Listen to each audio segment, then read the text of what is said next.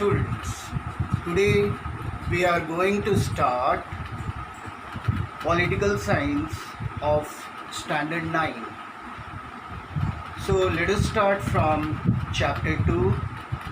What is democracy and why democracy? Democracy क्या है, democracy यानी लोकतंत्र क्या है और इसकी ज़रूरत क्या है. So let us start this chapter.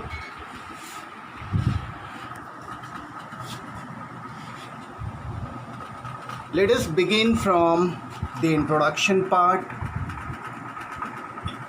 Chapter, you can see the name of the chapter. It is chapter number 2. What is democracy? Why democracy? First of all, introduction. In previous chapter, chapter number 1, we came across two terms, democratic and non-democratic. Chapter 1 में बच्चों हमने दो terms देखा था, democracy और non democracy, जिसके बारे में हम लोग बात किए थे. We saw the examples of several countries, जिसमें हम लोग बहुत सारे कंट्रीज़ का एग्जाम्पल्स देखे थे. In understanding these two terms, ये जो दो टर्म है डेमोक्रेटिक एंड नॉन डेमोक्रेटिक, इन दोनों टर्म को समझने के लिए हमने बहुत सारे एग्जाम्पल्स देखे थे. क्या क्या एग्जाम्पल्स देखे थे उस पर गौर कीजिए.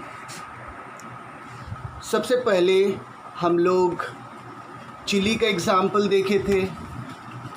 चिली में हम लोग ख़ास करके देखे थे कि किस तरह से 11 सितंबर 1973, अगर आप याद कर सकें तो जो लीडर था चिली का, साल्वाडोर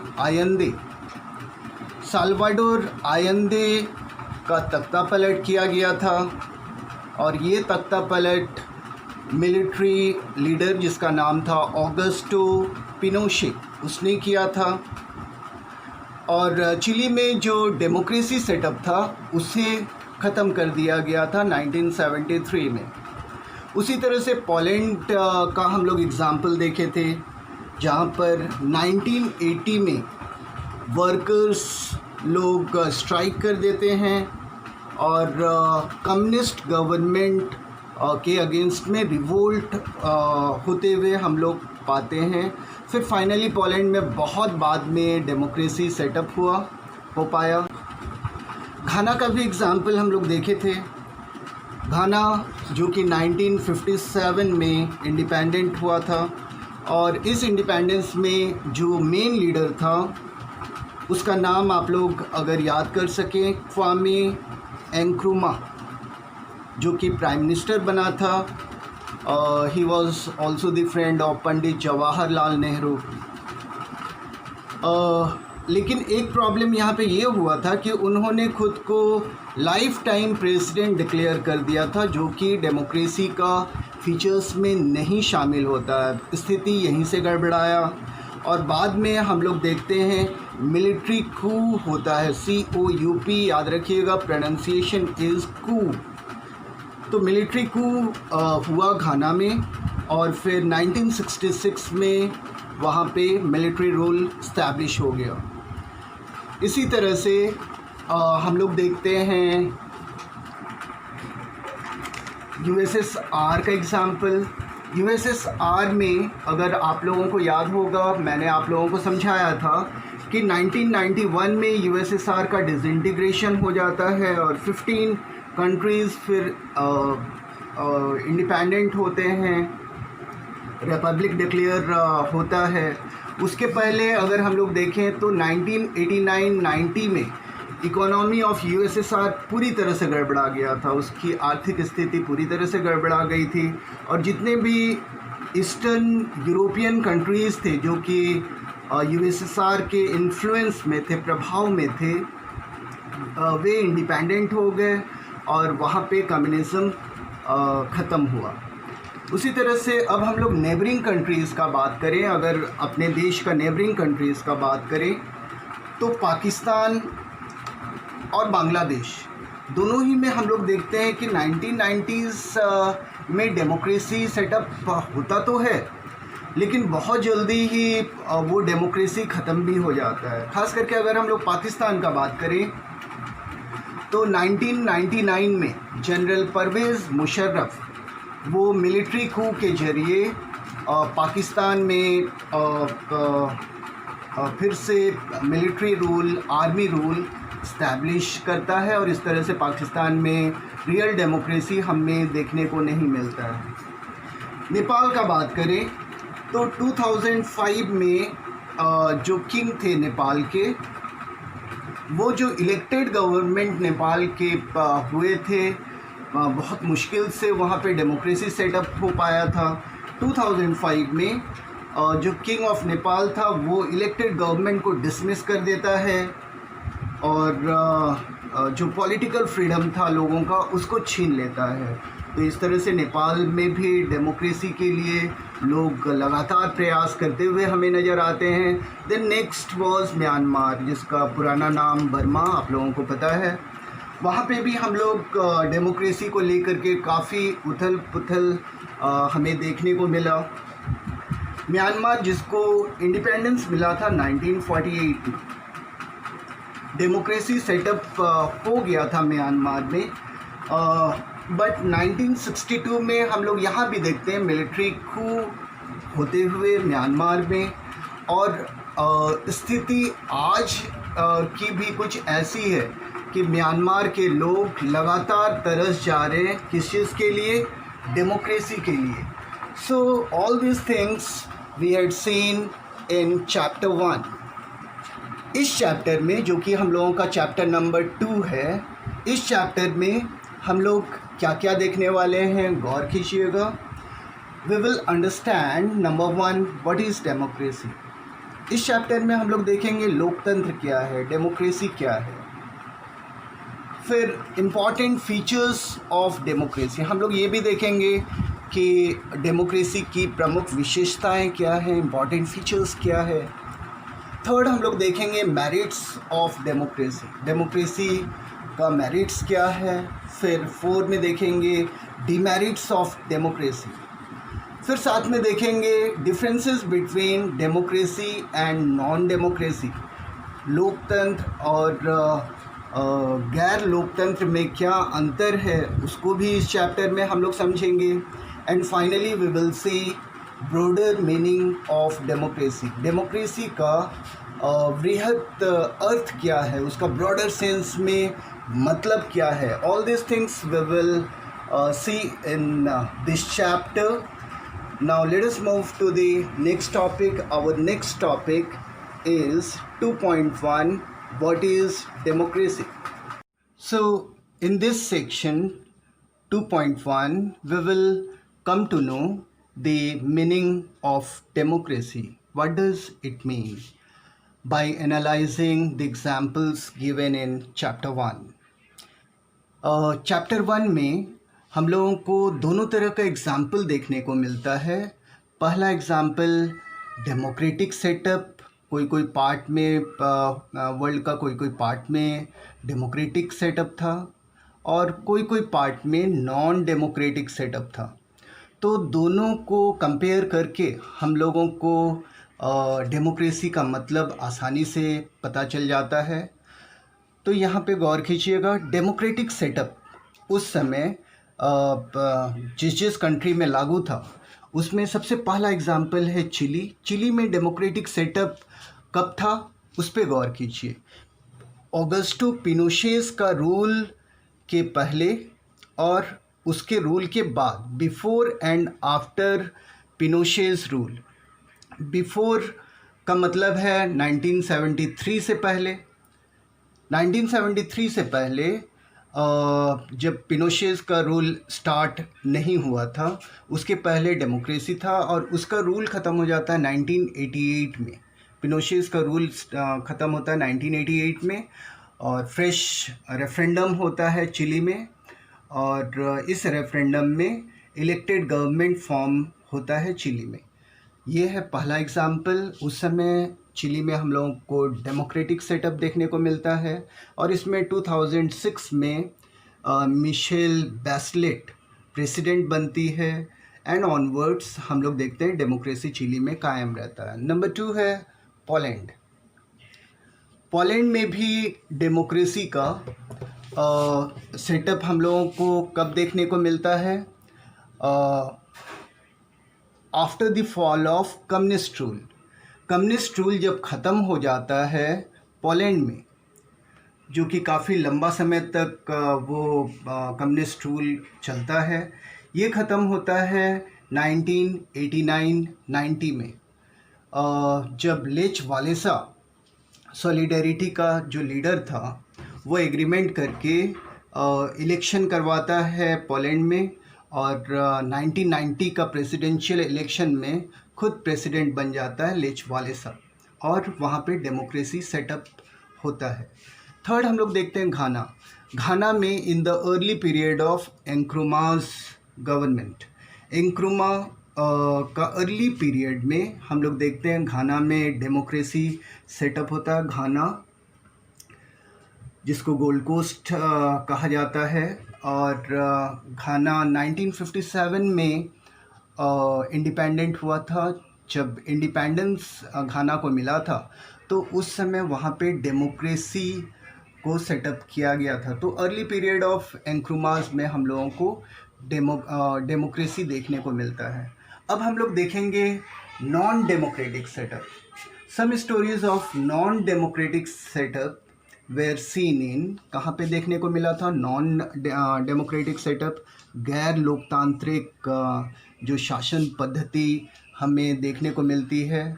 तो चिली का अगर हम लोग बात करें तो चिली में पिनोशेज रूल जब तक रहा, for long 17 years Pinochet ruled Chile में 17 साल ये रूल करता है। 1988 तक इसका रूल चलता है। इस समय नॉन डेमोक्रेटिक सेटअप रहता है चिली में।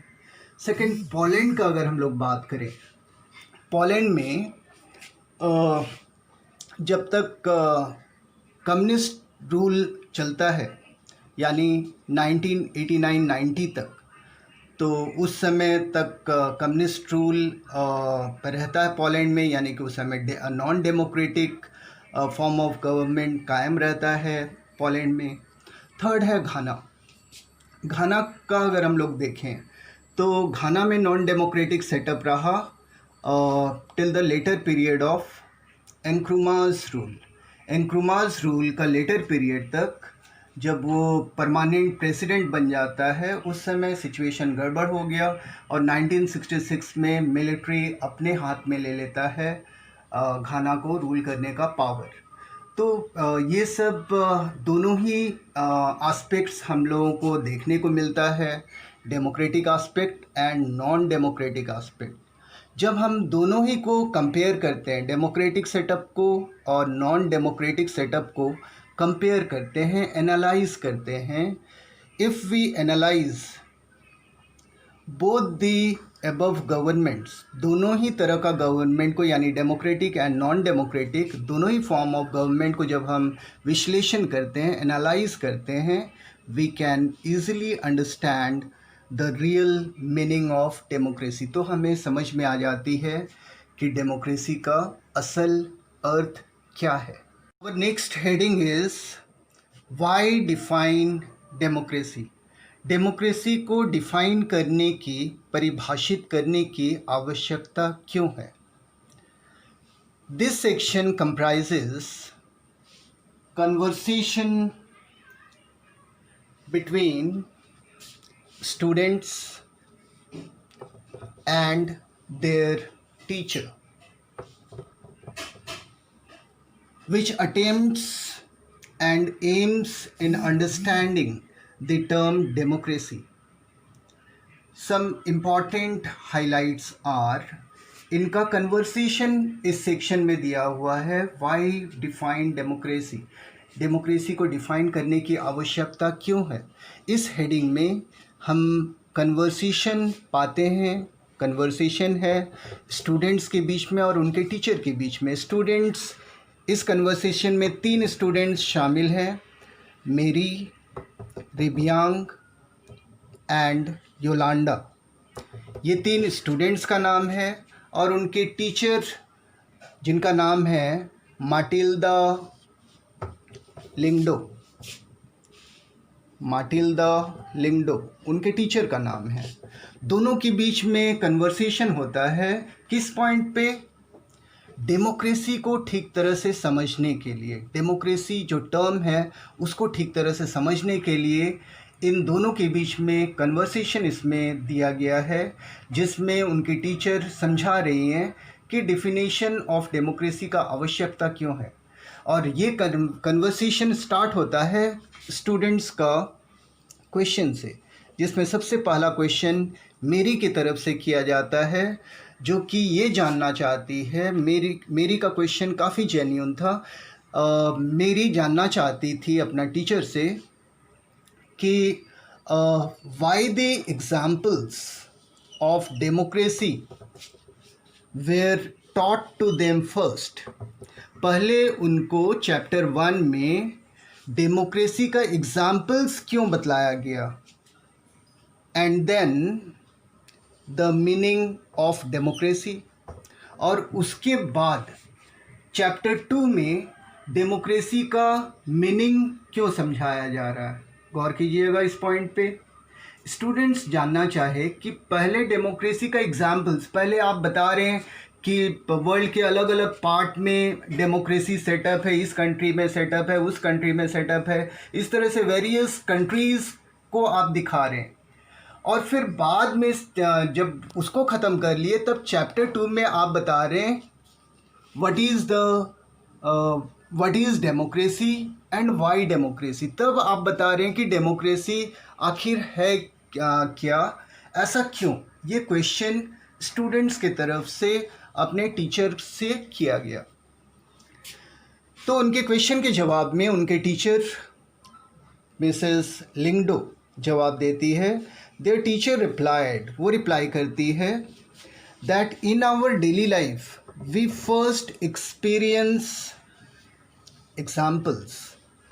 हम अपने डेली लाइफ में सबसे पहले एग्जाम्पल्स को अनुभव करते हैं, एक्सपीरियंस करते हैं, and then try to understand the meaning of the words. और तब जा कर के, एक्सपीरियंस करने के बाद तब जा कर के हम समझते हैं कि उस वर्ड का डिफिनीशन क्या है, उस वर्ड का मीनिंग क्या है। फॉर एग्ज़ाम्पल, बुक में एग्ज़ाम्पल दिया गया है रेन का, बारिश। रेन को पहले हम लोग एक्सपीरियंस करते हैं, उसका मज़ा लेते हैं, भीगते हैं, और जब उस पर गौर करते हैं तब हम जानने का कोशिश करते हैं कि आखिर ये है क्या चीज़, इसका अर्थ क्या है। यानी कि पहले एक्सपीरियंस आता है डे टू डे लाइफ में, और उसके बाद हम उस वर्ड के मीनिंग एंड डिफिनेशन में जाते हैं। याद रखिएगा, आगे वो एक्सप्लेन कर रही है उनकी teacher, our experiences tend us to know and understand the real meaning of the words we use. उसकी टीचर आगे उन लोगों को समझाती है कि हम लोगों का जो अनुभव है, एक्सपीरियंसेस जो है, वो उन एक्सपीरियंस के ज़रिए हम समझ पाते हैं, जान पाते हैं कि जो वर्ड को हम एक्सपीरियंस कर रहे हैं उसका असल अर्थ क्या है। यानी कि जब तक हम खुद अपने से अनुभव ना करें, खुद अपने से समझ ना लें, तब तक वर्ड समझ में नहीं आएगा। यानी कि रटा रटाया चीज़ डे टू डे लाइफ में काम नहीं करता है। उसको हम अपने अंडरस्टैंडिंग से, अपने एक्सपीरियंस से पहले अनुभव कर लेते हैं, समझ लेते हैं, तब जा कर के उसको अपने लाइफ के साथ लागू करते हैं। ओके, इस कन्वर्सेशन में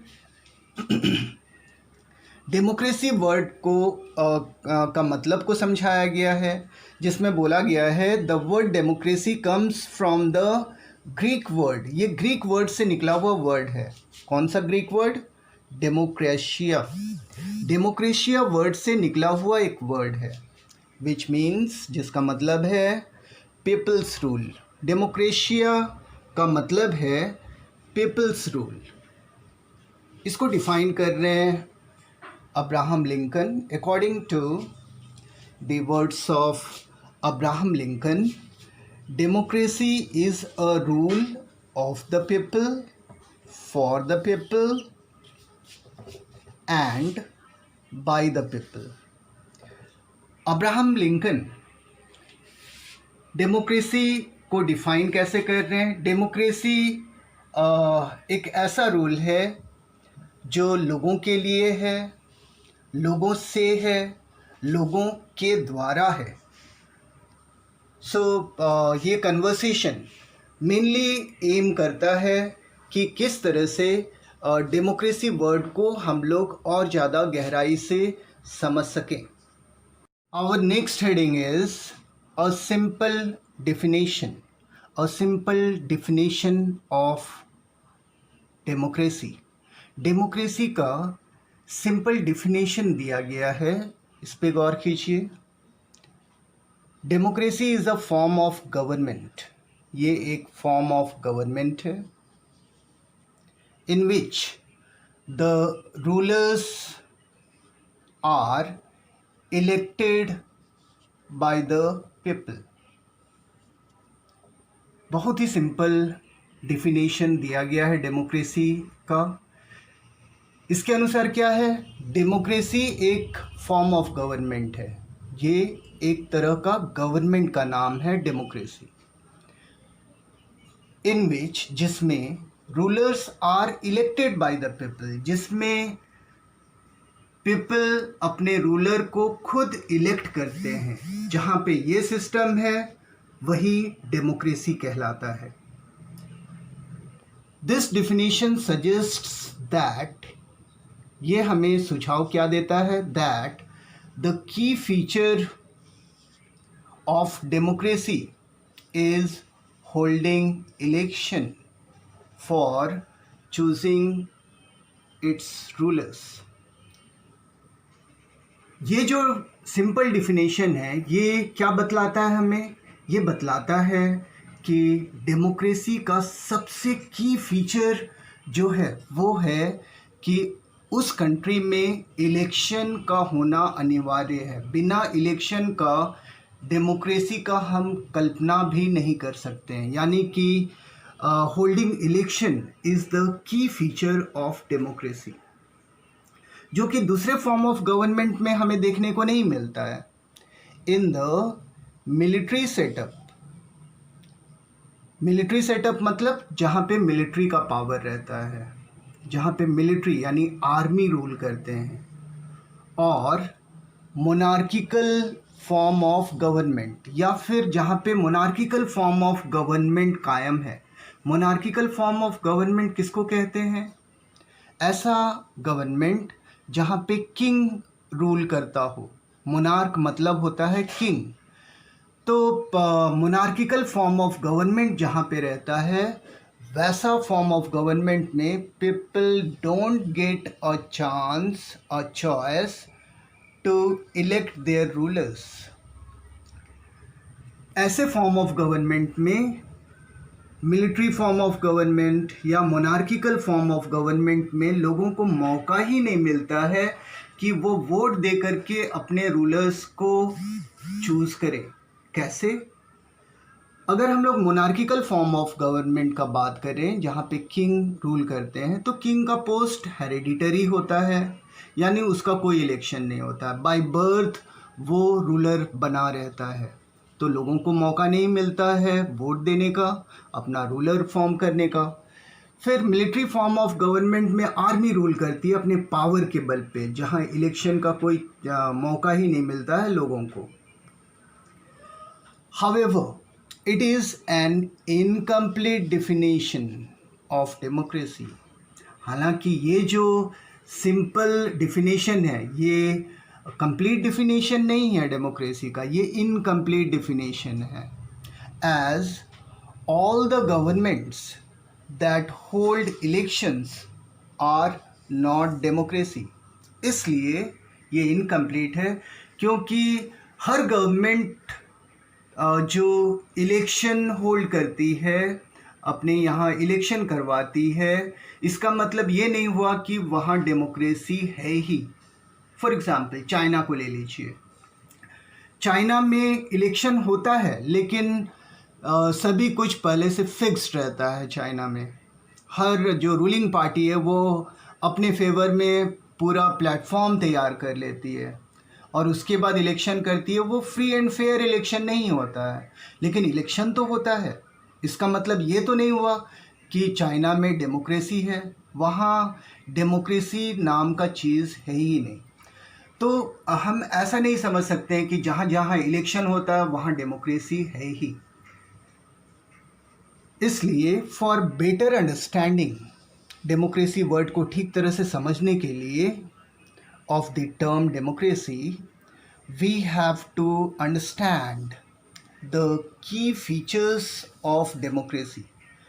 डेमोक्रेसी को ठीक तरह से समझने के लिए हमें समझना होगा की फीचर्स ऑफ डेमोक्रेसी, डेमोक्रेसी की विशेषताएं क्या क्या हैं, इस चीज़ को हमें ठीक तरह से समझना होगा।